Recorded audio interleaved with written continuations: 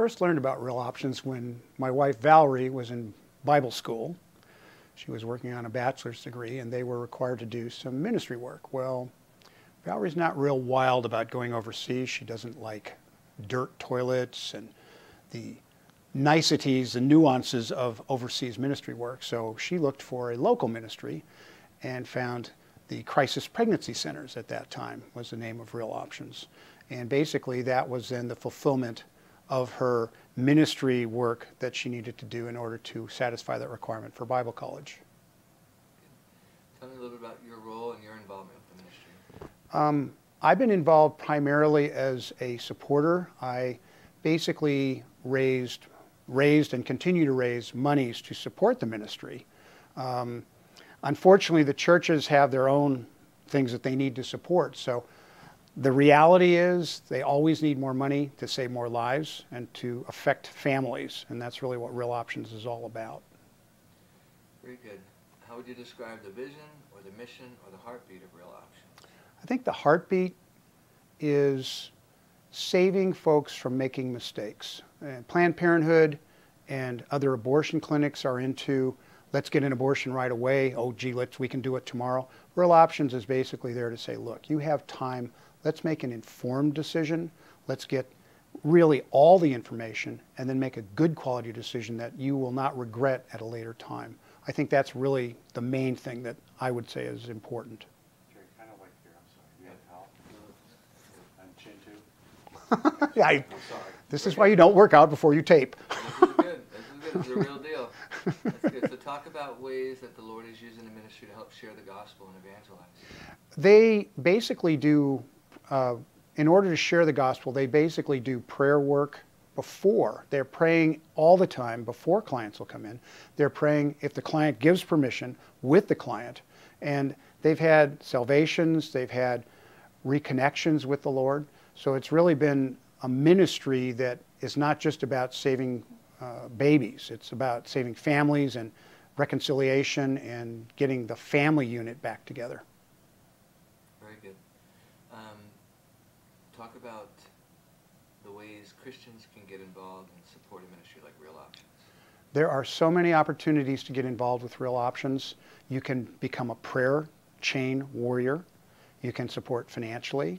They always need volunteers, many levels of volunteer. You can wash baby clothes because they do have practical support. You can actually be a counselor, a client advocate, men and women, because they're expanding into medical clinics now, so they have need of men and women. And of course, always need quality leadership, nurse practitioners, volunteer docs, and so forth. Very good. So why do you do what you do? Many years ago, my first wife had a miscarriage, and I have never been able to have children of my own. And I have adopted 2 children, but there's sort of a, for lack of a better word, a hole there. When I get to heaven, I'm going to ask God why that is. I'm sure He has a very good reason for that. But it's a way of saving babies, because I believe every baby is a gift from God. And if it weren't a gift from God, then every time you'd have sex, guess what? You have a baby. Well, it doesn't work that way. God has a spirit, soul, and body waiting for each child that's born. And that's why I'm involved. And that's why I do what I do. Really Shiny little thing, isn't he? That's a good answer. Very good. So, Overcomers TV, Revelations 12:11, they overcame the evil one by the blood of the Lamb and the word of our testimony. What does that mean for you?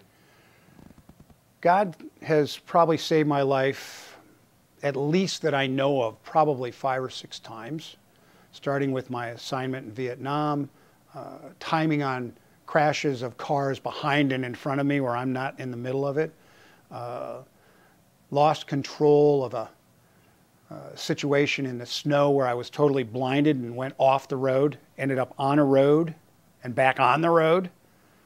Unexplainable things. And the testimony for me is God has got things for me to do, and I'm on the journey. I pray every day, show me what to do. This day, Lord, show me what to do. This day, I pray your way.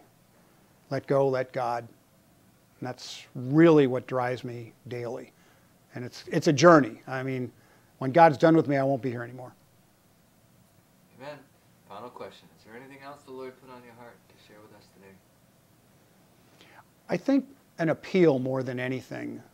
I think too many people take it for granted that there's nothing they can do.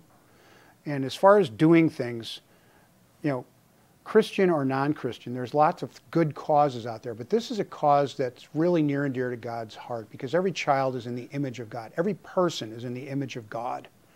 And if we're all in the image of God, it would seem to me that we need to do more to further the work of those ministries that are on the ground, that are doing the work. There are a lot of ministries that talk the talk. There aren't many ministries that I know that walk the walk as well as Real Options does, because they're out there. They have provision for post-abortion. They provide baby support. They're there for prayer. They continue to do a whole lot. So I think at the end, everyone can do something. Stuff envelopes, help with an event, you know, just be there to be used. Amen. Note to editor, use that last word like to finish the show. I did go out. Go ahead.